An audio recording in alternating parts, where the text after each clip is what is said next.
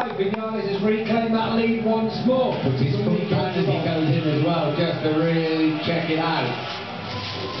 When they go over the old white lines or the rumble strip on the side of the track when it's time, you worry, don't you? Luis Salom is in 6th place behind the chasing trio of Zarco, Fowler and Vasquez. He's got Grotsky with him for company. We've been talking Grotsky may have been on those wet tyres. Sergei Kadeo in 8th, Folg in 9th, Martin in 10th, Io in 11th. Great start from the Finnish youngster. Cornwell in 12th, Cortese is down in 13th, and Taylor McKenzie has made a great start. He was way down on the back of the grid and he's up into 14th position. Right, performance put in a very good ride in similar conditions in a race, then he finished in 5th place, Taylor McKenzie. So, despite all the problems he had in practice and in qualifying, he's done well. This is, I think, when Nico Vinales retakes the lead, it is. He doesn't seem nervous in these conditions. I think that's different. He's just found out what the conditions are like and able to match the championship leader, Nico Tirol. But Tirol is steady with him, isn't he? Just tucking in behind. It's actually Fowler just in behind Efren Vasquez. There is Tirol crossing the line. He's 3/4 of a second behind Vinales at this moment in time. And Vinales, could he maybe be the youngest ever rider to take back-to-back wins? Early stages of this race, of course. Still 20 laps to go. Zarco going very well indeed in 3rd place. The Frenchman has been he's currently lying in 3rd place in the championship. 2 podium finishes in Jerez and Estoril. He's looking very good form. 5th in the race at Le Mans, his home race. He's building up a little bit of a gap between Hector Farmer and Efren Vasquez. But it's going to be very, very much like Le Mans. I think a real big tactical battle at the front between the youngster and the championship leader. Lots of attrition will go on during this race as well. Let's just keep involved now. Webb and Stafford, what happened between the two Brits? Oh, and it was Danny Webb going down, collecting Harry Stafford just through turn 2 there. That was actually Webb who went first by the looks of things and collected Stafford on the outside. Vinales still leads the way, just opening up a little bit of a gap over Nico Tirol. Very, very early stages though of this 5th round of the 125cc World Championship. The 2 riders are up the front. They're the men that have, or the boys, you've got to say really, that won the races this year. Zarco in 3rd place, Farber and Vasquez having a good old battle down at turn 10. Folger now up into 6th position, dropping, and he's just looking at his pace.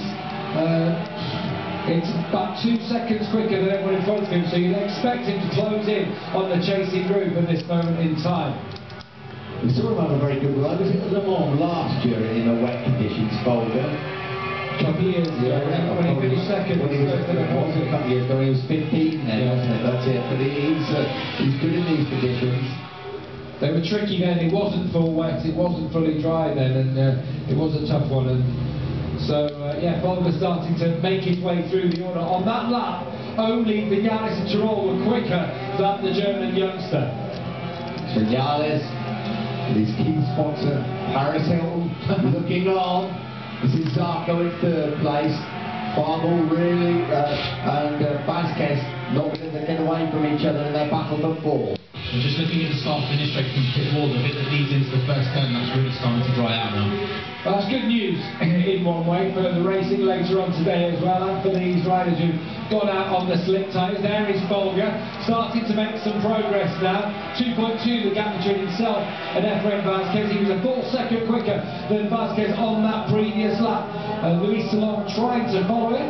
Just looking behind them, Simone Grotsky has dropped a couple of tenths actually on that last lap to Luis Salom. Has Salom got wet tyres on there? Just trying to work out.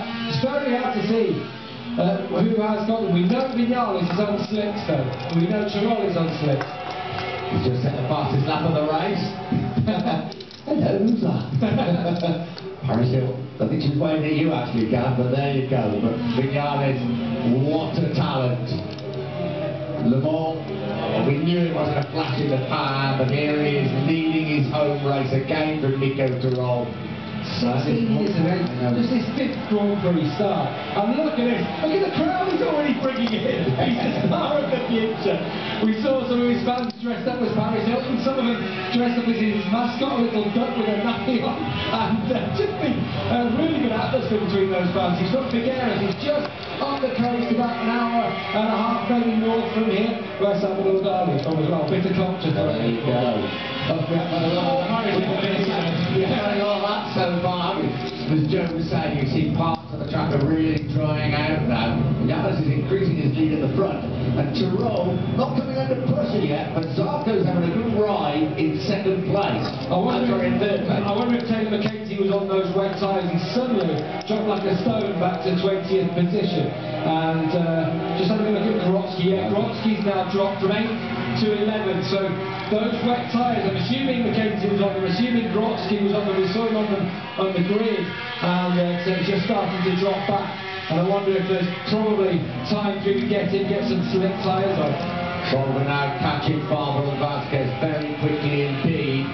As he left it a little bit late, still 17 and a half laps ago. Of course, he finished 2nd in a race, didn't he? He was 2 seconds behind a lap ago, and now he's riding Vasquez's tail. So he should go through rather quickly on both Vasquez and Farber, and then he can chase down Zarco. He's lapping 2 seconds quicker almost than Vasquez and Farber. He just doesn't want to get offline, that's the problem. That's exactly right, isn't it? There is a dry line appearing now on the racing line. What you don't want to do when you're having to overtake somebody is get off that line, because it's going to be down. Down here maybe into turn 10 down the back straight. Well, yeah, Taylor McKenzie has gone out on those wet tyres, so obviously the track's starting to dry out quite rapidly out there. But still worth the gamble. It was last on Yeah, why not? He was last on the grid. He gets faulted, he's not waiting. He did the right thing there. He might have forced Vasquez quite firmly off the line.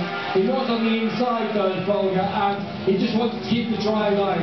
And he has to get through. He's much quicker than Vasquez and Farber on this podium. I would imagine he'll bide his time as they start plunging down the home straight.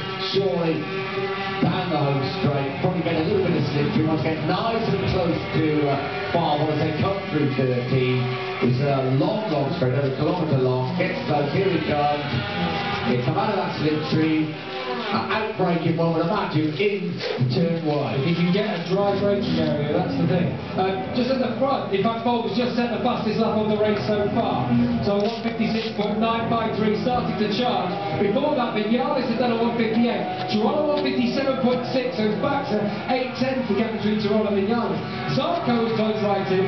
Zarco is 6 tenths behind Tyrrell, and now Folger is 3 seconds behind Zarco, but charging. So he could still have a really good race on our hands, with 16 and a half laps to go in the Catalunya Grand Prix. Well, just to give you another idea of how quickly those conditions are changing, Spanish youngster Juan Pereiro has just come in and changed from wet tyres to slicks.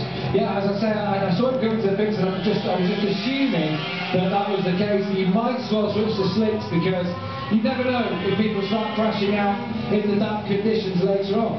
It's really tightening up at the front. Vinales leads away, but look, right behind him, Nico Tyrrell, and right behind Nico Tyrrell is Johan Zarco. So this is a great battle, and as David said, look out also at the progress of Folger. We saw a replay, he was so right out. He was determined to stick on the dry line, wasn't he? He didn't want to get out, so consequently he pushed Vasquez a bit wider than Tindella. Vasquez, he's done that a few times. Oh yeah, but Folger was a bike length ahead of him, pretty much. Just his back wheel wasn't, but still, he had the line. Nothing wrong with that whatsoever. I wonder if they know Folger's coming. Well, I wonder if Zarco they will try and get past Tyrrell as quick as he can. I have to say, they have upped their pace on this lap. I think with Zarco arriving, Tyrrell's been forced to push it a bit more, and they pulled away. Folger did labour a little bit to get past Fowler now, so we'll see how much these three have been able to up their pace. Racing at the front, they'll be pushing hard. All three have finished on the podium this year. The first two have both won races. Can Zarco have the chance of winning his first race of his career?